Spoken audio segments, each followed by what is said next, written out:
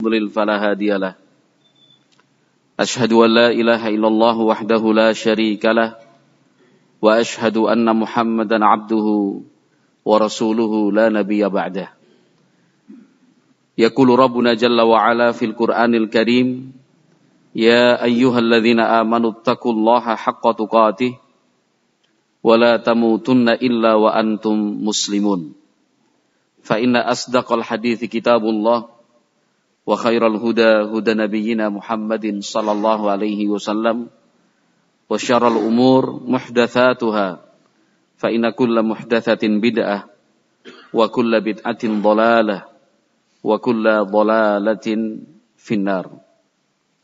Ma'asyiral muslimin, jamaah salat subuh rahimakumullah yang berbahagia.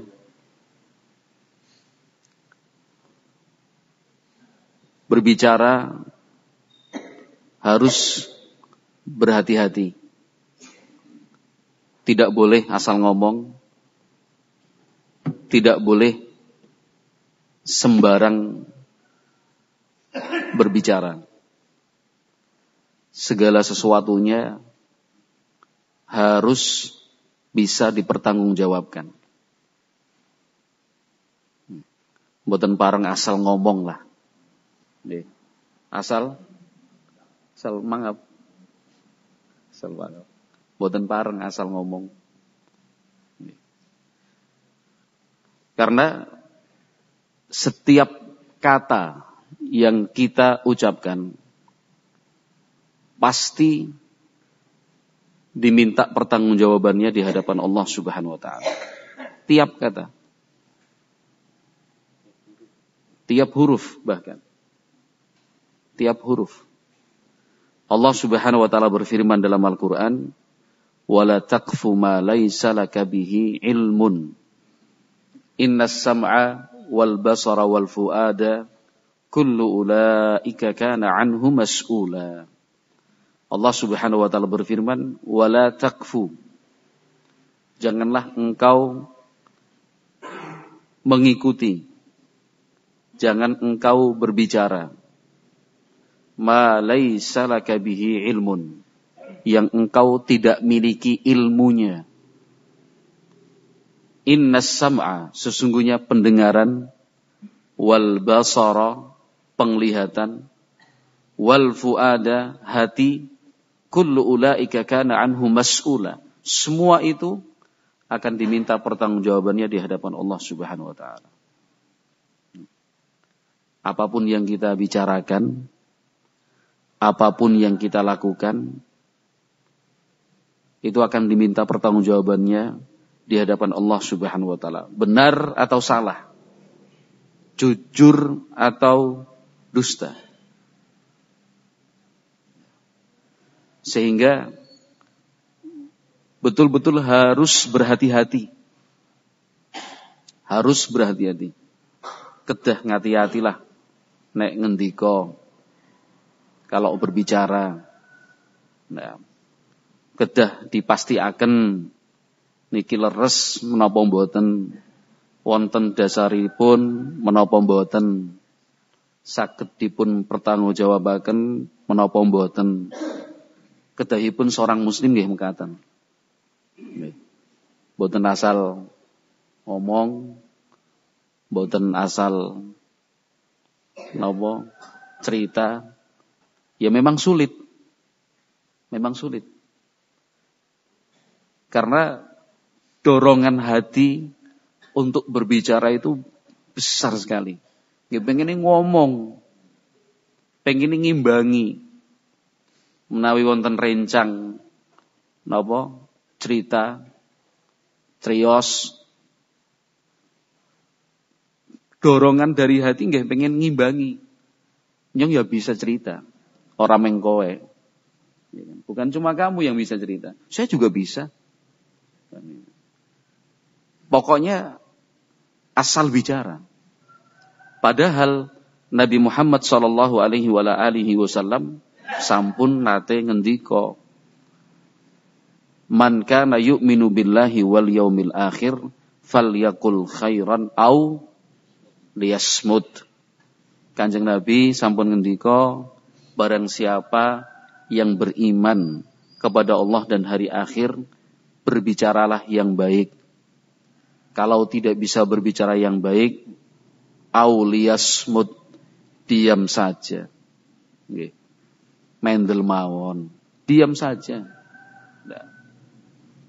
Maka para ulama kita rahimahumullah itu dikenal sedikit berbicara. Sedikit berbicara. Kenapa? Karena untuk menjaga lisan. Jangan sampai berbicara, menyampaikan sesuatu, dan ternyata itu salah. Tidak ada dasarnya. Banyak sekali dosa yang kita lakukan, awalnya karena lisan. Awalnya karena lisan yang susah ditahan. Boten kiat menahan lisan. Ceplas-ceplos, sana sini. Padahal akibatnya nggih luar biasa. Akibatnya sangat buruk sekali. Berbohong, menghibah. Menghibah niku napa? Ngrasani. Wah, hampir tiada hari tanpa ngrasani lah. Kalau misalkan kita mau akui, hampir tiada hari tanpa ngrasani. Hiburan. Ya, bagi sebagian orang itu alasannya. Dinggo hiburan. Ya bahkan dijadikan acara hiburan memang. Bahkan dijadikan acara hiburan. Jadi stasiun-stasiun televisi, siaran-siaran radio, ya. Itu memang menyengaja membuat acara yang isinya ngerasani. Ya kan? Gosip lah. Gosip seputar pedagang misalkan.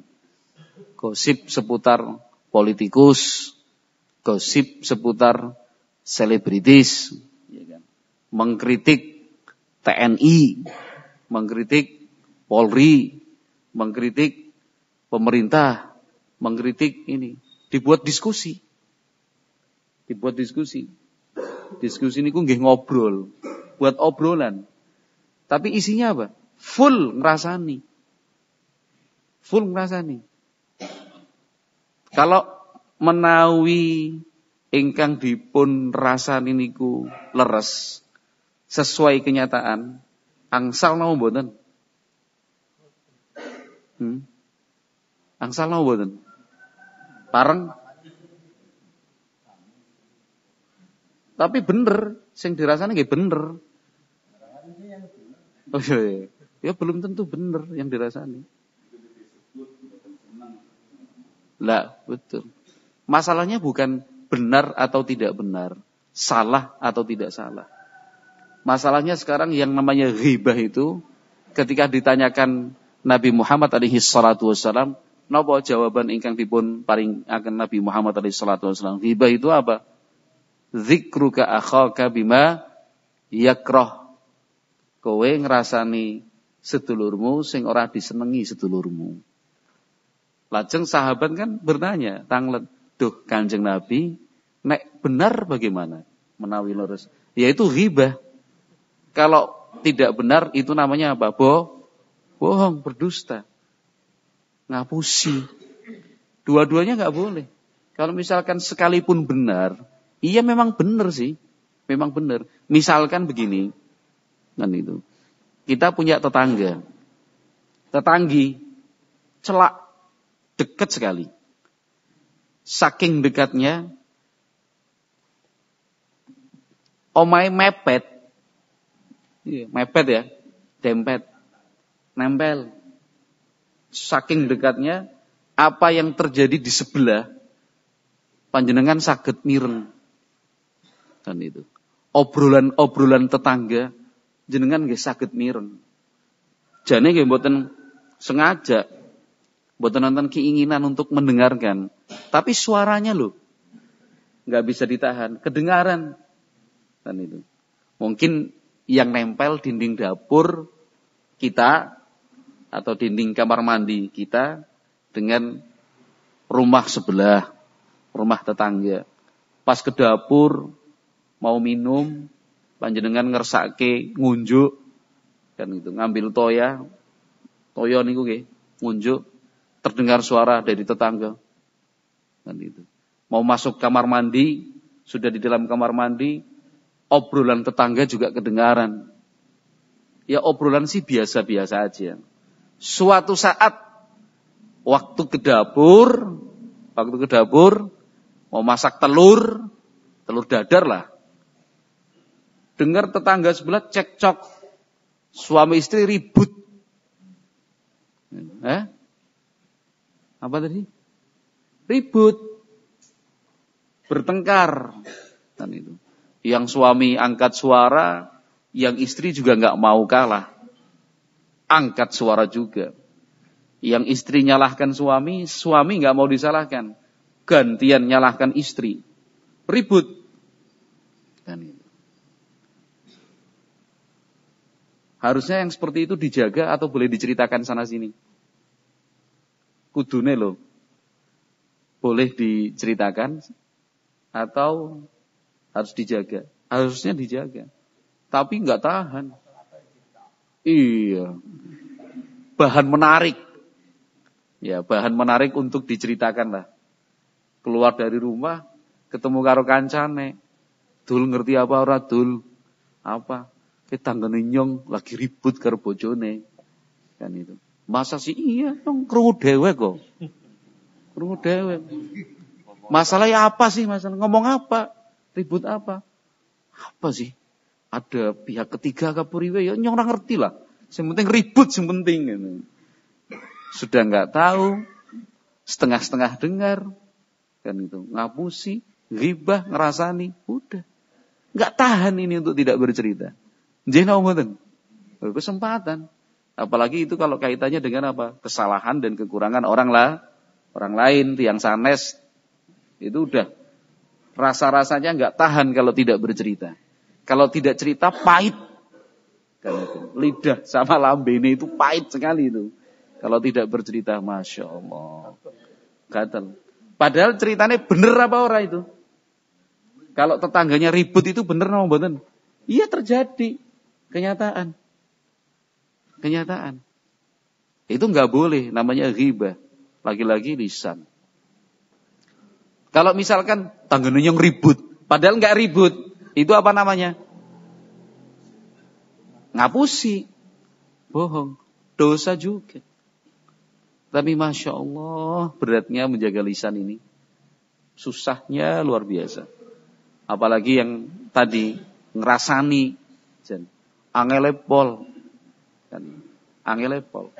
Kalau dalam aturan agama, selain kita tidak boleh ngerasani, kan itu, nggih. Boten pareng ngerasani tiang sanes, kita sendiri sebagai pelaku dalam agami kita nggih, boten pareng mirengke tiang sanes ngerasani. Itu juga enggak boleh. Oh, saya enggak ikut ngerasani kok, cuma denger aja. Nyomeng krungu bae kok, ora melu ngomong.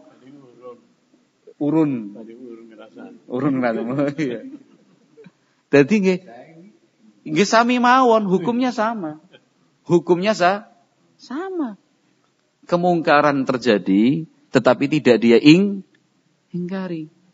Ngerasani wong liya, itu kan sebuah kemungkaran, sebuah kesalahan. Kita ikut dengar, malah asik maning. Kan itu. Dengar enggak boleh ya? Tetap dengar enggak boleh. Harus ditinggalkan. Harus dijauhi. Kalau bisa diingkari, ingkari. Nah. Tapi kita kan mikirnya ya asik juga yang dengerin. Terus kepriwe? Terus. Malah disemangati, urun. Orang melu cerita, orang melu ngrasani. Tapi yang melu urun, terus kepriwe? Apa iya sih? Terus. Ya pancen iya. Ngegongi lah, ngompori. Niku nggih sami mawon. Sama saja Ketika kita melihat orang itu melakukan kemaksiatan, kita tahu, kita ngerti, kita bisa ingkari, tapi kita biarkan. Itu lisan. Namimah. Namimah niku napa? Ngedu, adu domba. Sengaja maupun tidak sengaja, sama. Sengaja maupun tidak sengaja, sama. Makanya harus hati-hati. Nyong orang sengaja. Tidak ada alasan seperti itu. Kenapa? Karena ternyata hasilnya nggih sami. Panjenengan sengaja menapa mboten sengaja, hasilnya sama. Si A dan si B hubungannya menjadi rusak. Apa kemudian angkat tangan, nyong orang sengaja loh, nyong orang sengaja. Nggak bisa seperti itu. Misalkan saya ketemu sama si A, kan gitu. Ketemu biasa, terus ngobrol. Ya kan. Tiba-tiba si A ngomong, Jan, si B ngapusi. Cuma ngomong gitu aja, si B itu ngapusi. Kemudian saya ketemu sama si B. Kalau yang berniat dan bertujuan ngedu, memang sengaja. Arep tekdu lah. Si A karo si B. Nyarojani ku pripun? Mantuk tok. Ning jane ora cocok. Nggih sami mawon. Sami mawon, mantuk tapi ora cocok ya mantuk ya. Mantuke jane mantuk ora cocok. Oh enggak bisa. Nek ora cocok geleng. Ora mantuk. Jadi ketene jarane ketene. Mboten. Masyarakat Indonesia, Mbah, menawi mantuk niku nggih artine setuju. Nggih, Mas. Kepikiran orang keningen zaman biyen. Kalau tidak setuju menawi mboten setuju nggih geleng-geleng. Tapi nek mantuk tapi jane nyong ora setuju ya enggak bisa. Enggak bisa. Jelas mantuk ya gini. Orangnya ya wong yang ngertine ya setuju mantuk sih. Oh enggak ya mboten saged. Nek ora cocok ya ampun mantuk lah. Gedek. Nah, kemudian tadi ceritanya namimah. Namimah, Mbak, ngedu A karo B, kudu. Ngene. Tadi si A ngomong kowe ngapusi.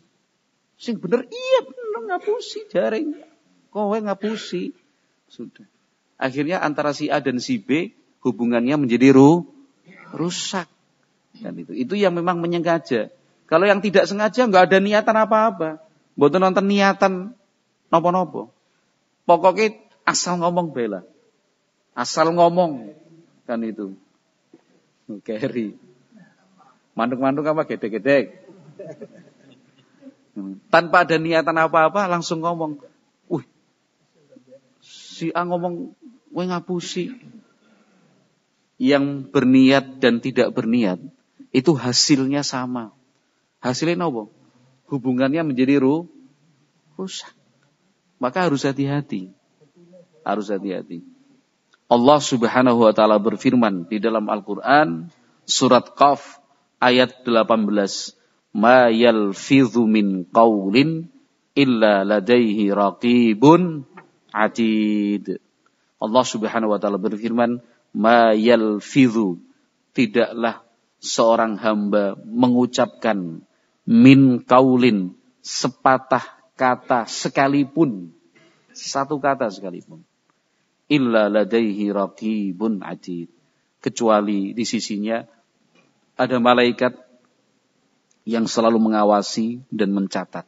Ditulis semuanya, dicatat seluruhnya oleh malaikat-malaikat tersebut. Nah, itu ma yalfidhu min qaulin, ucapan apapun. Nah, ma'asyiral muslimin wal muslimat, jamaah salat subuh rahimakumullah. Yang paling parah, ingkang paling ageng dosanipun. Ingkang paling ageng dosanipun nggih menika ingkang ngomong atas nama agami, ngomong atas nama Al-Qur'an, atas nama Allah, ngomong atas nama Rasulullah sallallahu alaihi wasallam, padahal mboten gadah ilmune. Mboten gadah ilmu. Halal niki halal. Menawi dipun tangleti, lah dasare apa? Kowe ngomong halal, lah mbuh lah. Sing penting halal. Napa? Ini haram, enggak boleh dalam agama. Loh, dasaripun napa? Haram. Ya sing penting haram. Nah, kleru ya wis lah. Enggak bisa halal haram kok. Seperti itu ngomongnya, enggak bisa. Harus ada dasar hukumnya. Bilang halal ya ada dalilnya, bilang haram juga harus ada dalilnya. Masalah agama. Urusan dunia mawon, urusan dunia loh. Urusan dunia baik kedah onten dasaripun. Enggak mungkin kita asal ngomong. Ya kan? Ada pasal-pasalnya, ada aturan-aturannya. Kan itu. Tidak boleh asal ngomong. Itu urusan dunia. Apalagi urusan akhirat. Urusan agama. Urusan ibadah kepada Allah subhanahu wa ta'ala. Mana? Pak Takir.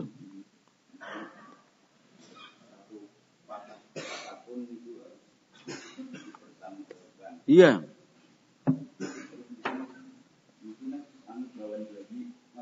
Kawan bayi.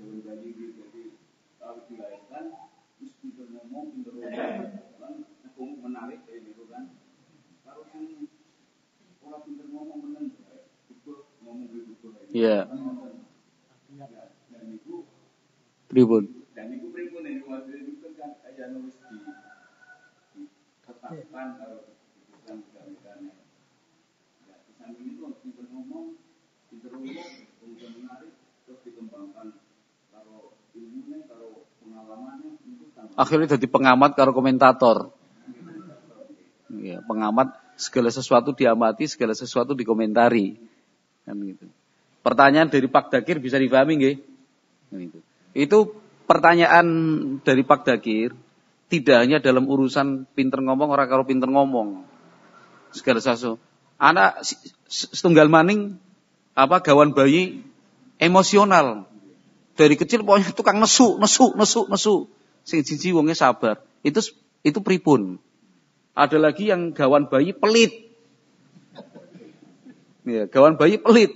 Dari kecil pokoknya kalau punya makanan tidak mau dibagi. Kan itu terima makanan itu jamur busuk daripada dibagi sama kancane. Ada loh yang seperti itu, ada mboten? Banter banget. Ada. Kan itu. Itu enggak rela kalau makanan yang dipunya terus dibagi kagem rencangnya mboten purun. Mending apa? Mending busuk, mending jamuran lah. Tinimbang dibagi kali rencangnya. Ada yang seperti itu.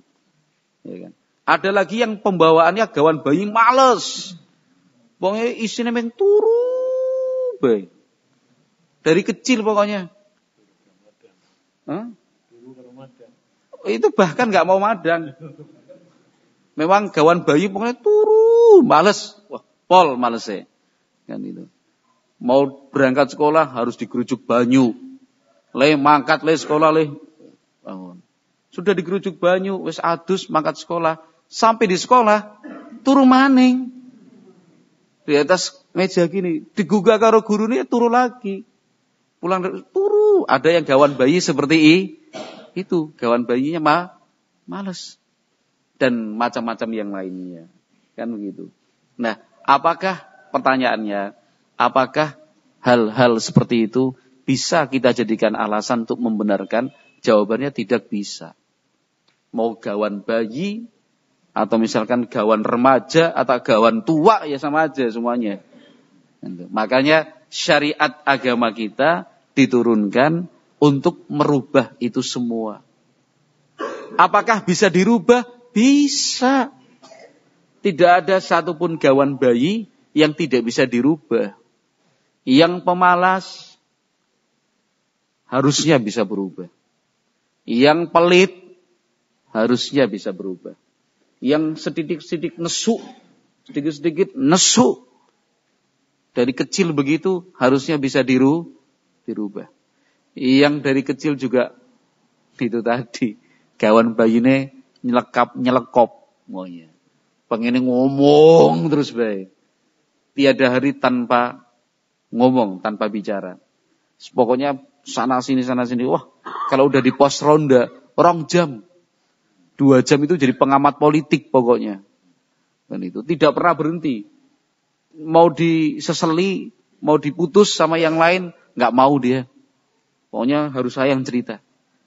Harusnya ini juga bisa dirubah. Sebab yang seperti ini sudah pernah dialami oleh sahabat-sahabat Nabi rumiyin. Dulu rumiyin Islam. Sahabat-sahabat Nabi itu kan hidupnya di masa jahiliyah. Ada yang sedikit-sedikit pemarah. Kan itu. Ada yang begini, ada yang begitu, ada yang berbuat jahat, ada yang betul-betul penjahat.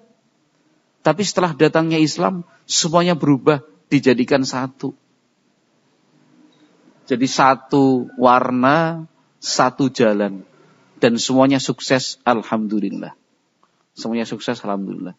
Ya kalau dalam urusan dunia nggih, dalam urusan dunia sebagai contoh, misalkan orang daftar tentara, pendidikan berapa bulan, Pak? Kalau tamtama. Nggak ada yang dari tentara apa ini ya. Tamtama itu pendidikan berapa bulan? 7 bulan lah. 7 bulan, 6 bulan, sampai 7 bulan. Itu semua dari latar belakang yang berbeda, apa latar belakangnya sama? Ya beda-beda. Beda-beda. Tapi setelah menjalani pendidikan 6 bulan, 7 bulan, keluarnya sama? Sama. Malah kita bilang, wong kembar akeh banget ya. Nama badannya sama, cara bicaranya sama, cukur rambutnya sama, kedisiplinannya juga sama. Kenapa? Karena dididik. Kan gitu. Kalau misalkan tidak sama dengan yang diinginkan, ya tidak lulus namanya. Kan itu. Kamu pokoknya pendidikan selama 7 bulan, selesai pendidikan harus jadi begini. Sudah ada aturannya. Nah, kita dalam beragama lebih baik lagi dan lebih sempurna lagi sistem pendidikannya. Karena pendidikannya bukan cuma 6 bulan, 7 bulan, tapi seumur hidup. Betul Pak Fakir? Seumur hidup. Terus sami nggih. Walaupun gawan bayi, pinter ngomong, ya tetap kalau sudah di hadapan Al-Quran dan Sunnah harus menyesuaikan. Tidak boleh asal berbicara. Nah, begitu nggih, Pak Dakir. Dalam angel bagi yang tidak mau merubah diri. Angel ya ora lulus, ya bener. Angel ya ora lulus. Pengen lulus apa ora kan gitu ya. Iya, berilmu. Tidak berilmu ya cari ilmu. Ya bisa. Gimana coba? Segan kalau cari ilmu. Udah segan. Ya jangan segan aja segan. Maka lingkungan itu nggih pengaruh, Mbak. Lingkungan kedah milih rencang ingkang sae. Nggih. Kemudian menjauhi nebihi, harus jauh dari sebab-sebab yang membuat kita harus banyak ngomong, banyak cerita. Kemudian waktunya digunakan untuk yang bermanfaat, kan begitu. Kemudian selalu ingat hadis-hadis Nabi Muhammad SAW, kedah ngemot terus. Ini apapun yang saya ucapkan harus dipertanggungjawabkan. Benar apa ora? Bisa bertanggungjawabkan atau tidak? Kan itu. Nanti sedikit. Akhirnya nggih saged nggih. Mboten angel. Terus ampun kesupen doa. Allahumma la sahla illa ma ja'altahu sahla. Ya Allah, tidak ada kemudahan. Mboten wonten kemudahan. Kecuali yang engkau jadikan mudah. Maka kita minta kepada Allah supaya dimudahkan. Sing angel kuwi sing ora usaha. Menawi usaha mesti bisa. Tidak mungkin Allah Subhanahu wa taala membiarkan tanpa dibantu, itu tidak mungkin. Tujuan kita kan ingin melaksanakan perintahipun Allah Subhanahu wa taala. Menawi seorang hamba sampun niat mantep nggih melaksanakan perintah Allah Subhanahu wa taala, nggih mboten mungkin Allah persulit. Mboten mungkin Allah persulit. Pasti Allah mudahkan. Pasti Allah gampilaken dalanipun. Pasti niku nggih. Tapi yang paling berat dosanya apa? Yang paling berat dosanya itu ketika kita berbicara atas nama Rasulullah sallallahu alaihi wasallam. Kanjeng Nabi ngendika. Padahal Nabi Muhammad alaihi salatu wasallam mboten nate ngendika. Mboten nate ngendika. Contonipun apa? Nabi Muhammad sallallahu alaihi wasallam bersabda, "Utlubul ilma walau bisin." Golek ilmu, carilah ilmu walaupun sampai ke negeri Cina. Dia mengatakan apa? Kanjeng Nabi alaihi salatu wasallam ngendika. Enggak ada. Nabi Muhammad tidak pernah mengucapkan kata-kata seperti itu. Kenapa? Tidak bisa dibuktikan. Buktinya apa? Kalau Kanjeng Nabi pernah berbicara seperti itu. Pun nate ngendika, utlubul ilma walau bisin. Carilah ilmu sampai ke negeri Cina. Buktinya apa? Tidak benar. Dicari riwayatnya nggak ada. Oh, bukan cuma dhaif. La aslalahu. Para ulama menghukumi la aslalahu. La aslalahu itu tidak ada asalnya. Tidak ada sumbernya. Kalau misalkan kita mengucapkan Nabi Muhammad alaihi salatu wasallam bersabda, misalkan, innamal a'malu bin niat. Ini ucapan Nabi, nggih. Sumbernya mana? Dicari. Loh ini ada kitab Bukhari, ada kitab Muslim. Kita cari ini nomornya sekian, nomornya sekian. Ada. Kalau tidak ada di Bukhari Muslim, mungkin di Abu Dawud, mungkin di Nasai, mungkin di Tirmizi, mungkin di Ibnu Majah, mungkin di Imam Ahmad, mungkin di Darimi, mungkin di Baihaqi, mungkin di Al-Hakim, mungkin di Ibnu Hibban, mungkin di Ibnu Khuzaimah, kan itu. Mungkin di Abu Dawud atau Yalisi, mungkin di Muwatta'nya Imam Malik, ya kan? Mungkin di Musnadnya Imam Syafi'i, kan itu. Bisa dicari sumbernya. Tapi kalau utlubul ilma walau bisin, carilah ilmu sampai ke negeri Cina, cobi panjenengan patosi. Di kitab apa itu? Mboten wonten. Estu. Untuk menggambarkan bahwa cari itu walaupun jauh ya tetap dicari. Ya, ini Pak Kemat.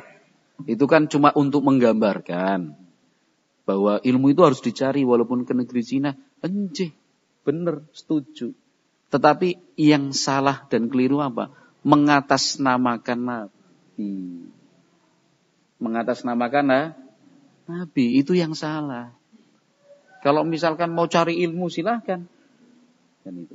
Yang menjadi kesalahan, niku ingkang salah, menawi dipun nisbataken, sandaraken dumateng Kanjeng Nabi SAW. Nabi berbicara, Nabi pernah bersabda, utlubul ilma walau bisin. Carilah ilmu walaupun sampai ke negeri Cina. Lha Kanjeng Nabi mboten nate ngendika. Kan itu. Itu Nabi Muhammad SAW. Kita saja dalam sehari-hari kan itu. Kita enggak mau dibegitukan. Kita tidak mau dibegitukan. Ada berita Pak Kemat ngendika. Kan itu. Pak Kemat pernah cerita. Kan itu. Kalau salat itu ya selesai salat mbok ya masjidnya dibersihkan. Padahal Pak Kemat enggak pernah berbicara seperti itu. Mboten nate ngendika seperti itu. Boleh apa enggak seperti itu? Ya enggak boleh. Itu namanya berbohong. Itu namanya berdusta atas nama Pak Kemat.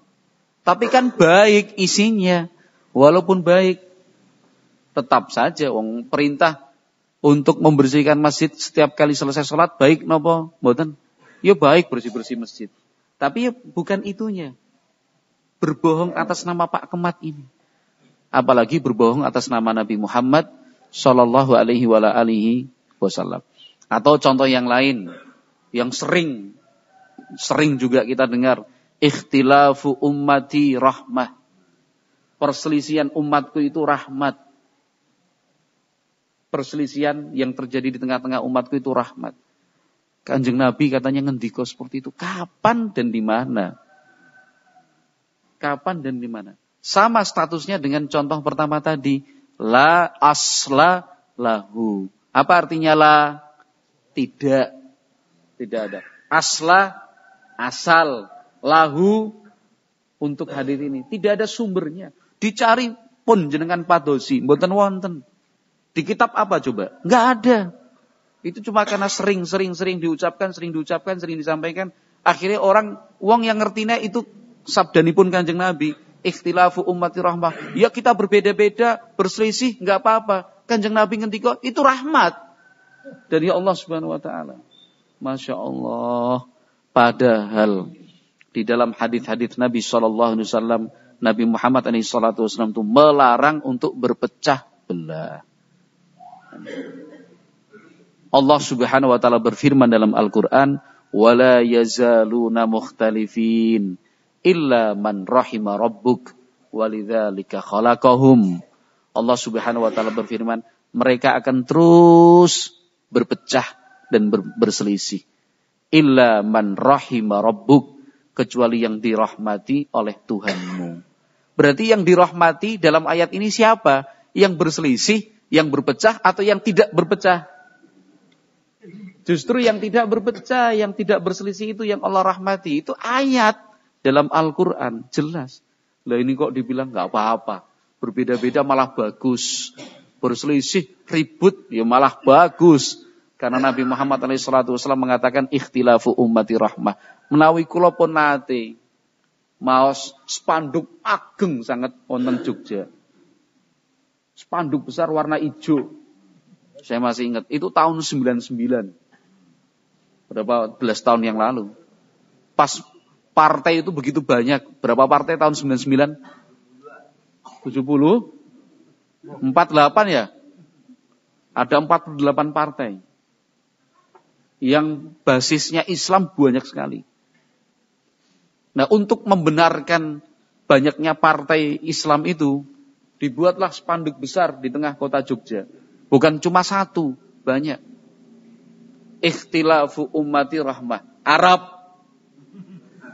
Ada terjemahan di bawahnya. Kan itu. Ada terjemahan di bawahnya. Perbedaan yang terjadi di umatku adalah rahmat dari Allah Subhanahu wa taala. Di bawahnya ditulis hadis Nabi. Ya Allah. Dosa sekali. Mengatasnamakan Nabi Muhammad SAW padahal tidak ada sumbernya. Dicari rujukannya nggih mboten wonten. Mboten mungkin wonten. Jenengan Pak Dosi kula bayar wis lah. Kalau sampai ketemu tak bayar. 1000 lah. $1000 wani lah. Cari, nggak ada sumbernya. Apalagi justru bertentangan dengan ayat dan hadis Nabi yang sahih itu. Ayatnya kan jelas tadi. Surat Hud. Wala yazaluna mukhtalifin illa man rahima rabbuk. Mereka akan terus berbeda, berselisih, berpecah. Kecuali yang Allah rahmati. Berarti yang Allah rahmati itu yang menginginkan persatuan, tidak ada perbedaan, dan seterusnya lah. Itu contoh yang kedua. Dan itu sudah cukup sebagai contoh. Kenapa? Banyak sekali hadis-hadis yang beredar di tengah-tengah masyarakat muslim.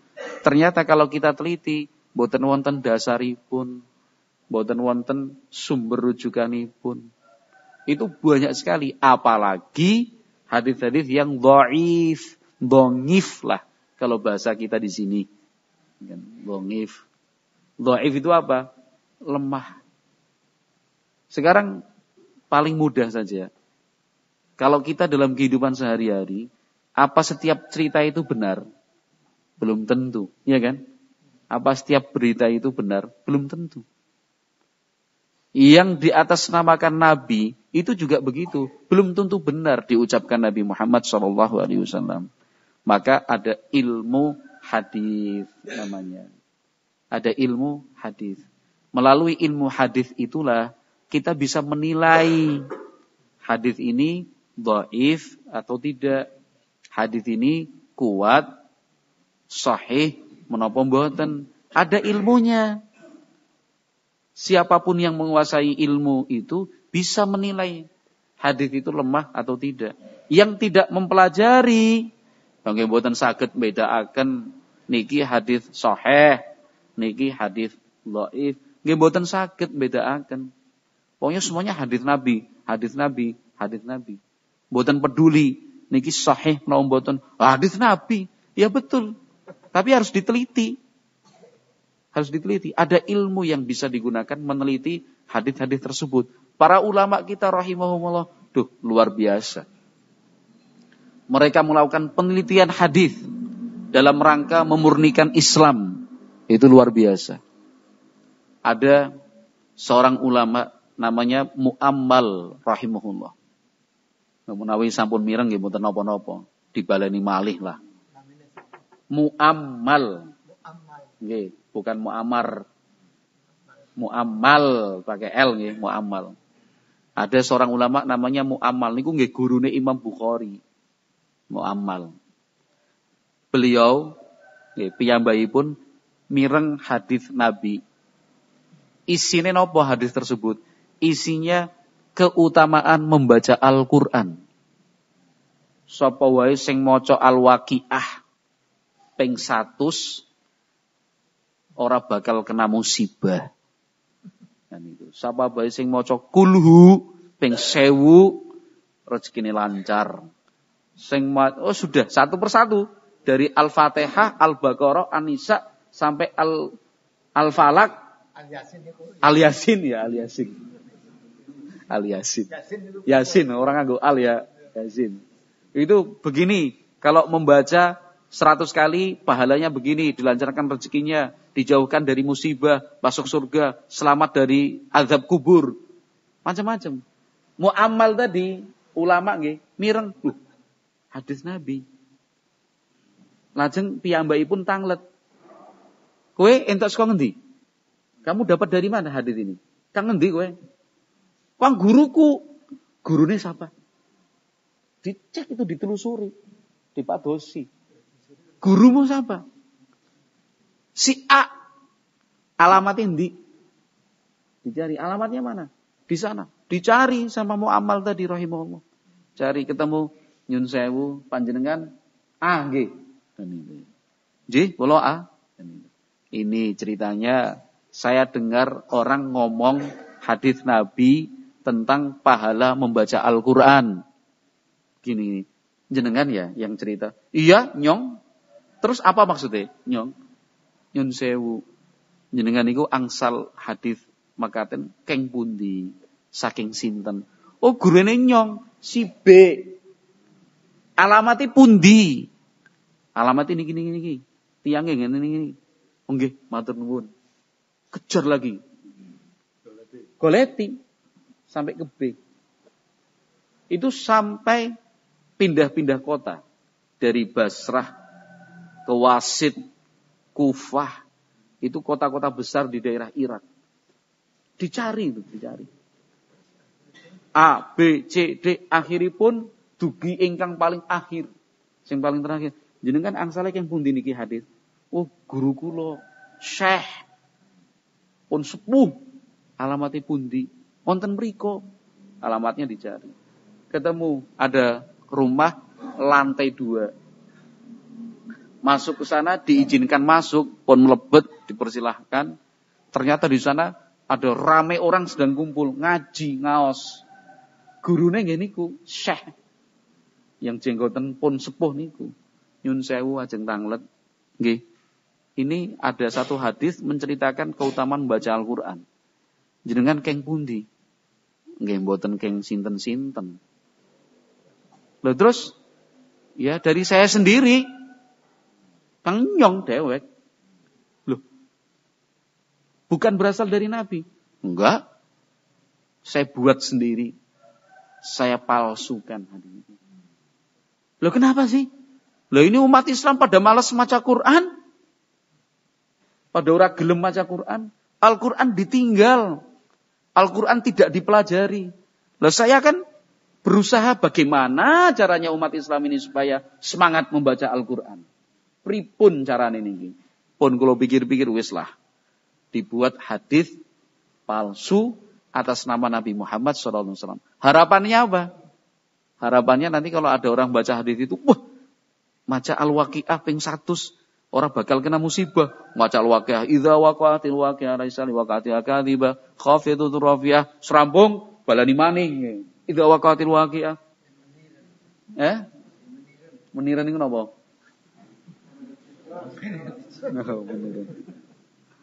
Jadi kata-kata hadis itu bagaimana? Ternyata tidak benar.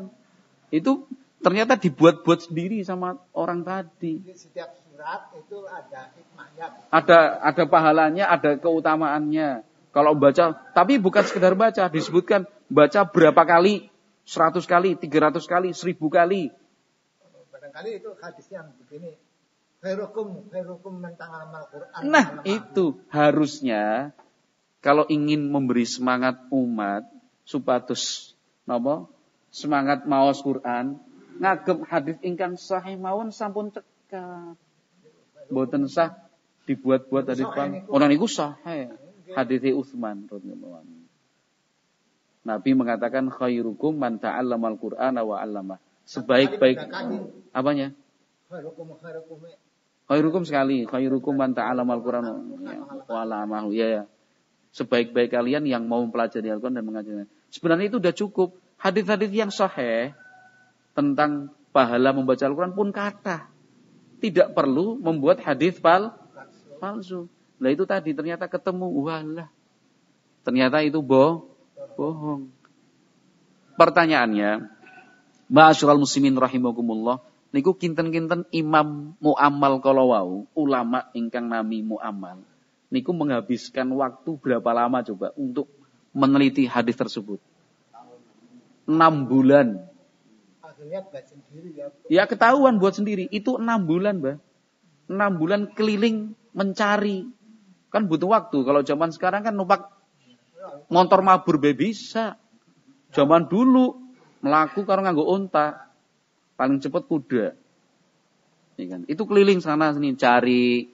Kalau zaman sekarang kan sudah ada RT RW, wis lengkap lah alamatnya. Kalau zaman dulu kan cuma alamatnya ngendi? Petanahan.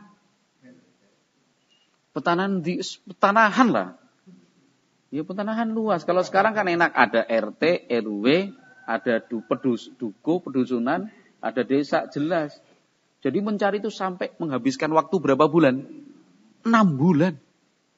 6 bulan ternyata ketemu. Oh, hadisnya palsu. Atas nama Nabi Muhammad sallallahu alaihi wasallam.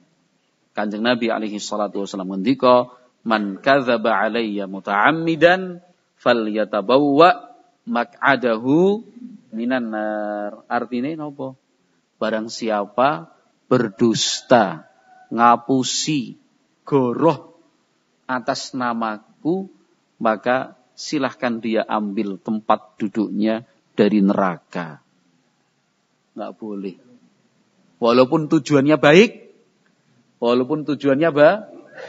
Kalau memang tujuannya baik, ya harusnya perbuatannya baik. Banyak sekali orang punya tujuan baik, tapi ternyata tidak kesampaian. Kenapa? Karena caranya salah. Wallahu a'lam bishawab. Jam 6. Ya, habis dah. Mau dilanjut nanti ada yang mau kerja, ada yang mau buka toko, ada yang mau malah besok-besok lagi tidak mau berangkat ngaji kan repot. Cukuplah insyaallah. Intinya satulah, hati-hati dalam berbicara, apalagi atas nama agama. Wallahu a'lam bishawab. Kita cukupkan sekian. Subhanakallahumma wa bihamdik, asyhadu an la ilaha illa anta astaghfiruka wa atubu ilaik. Wassalamualaikum warahmatullahi wabarakatuh.